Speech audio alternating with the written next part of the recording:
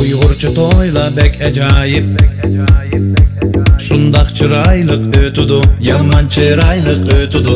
Bizning to'ylarga doim kelib san'atkor naqsha etidi, yulduzlar bizda yetidi.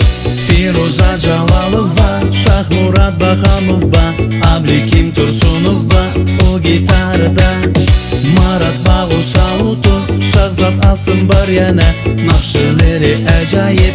Qani oyna do'stlar, shu usulni oyna qani. Bu Uyg'urcha disko, oynanglar disko, chatta tumanglar, oynanglar qani, uyalmay do'stlar. Usul oynanglar, usul oynanglar, harmanglara. Mol bizda dasturxon, pizza emas, o'rnida go'shtnon, burger emas, yeysan bo'lsa. To'yga barsam to'yib barma ash bo'lsa. Bu Uyg'urcha disko.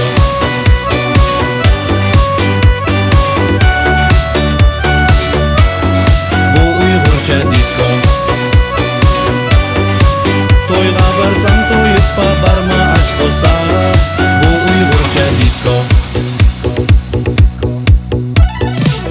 Usulchilar mo yetar to'yda, Do'lan irada pervane, Yasmin degan top bar yana, Qashqa Saxiy Nur Amanisa, Arzu Atatürk bar yana, Avlod degan top bar yana.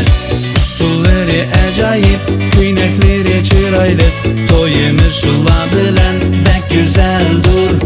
Karnaychilar bar yana, tutar har bir mehmonni, diyor to'y bilan vedilsaz ham yuksaldir. To'yda doim xizmat qilib жүрген sazandilar. Bu Uyg'urcha disko, oynanglar disko, chatta tumanglar, oynanglar qani, uyalmay do'stlar. Usul oynanglar, harmanglara. Mol bizda dasturxon, pizza emas, o'rnida go'shtnon, burger emas, yeysan bo'lsa. To'yga barsam to'yib barma ash bo'lsa.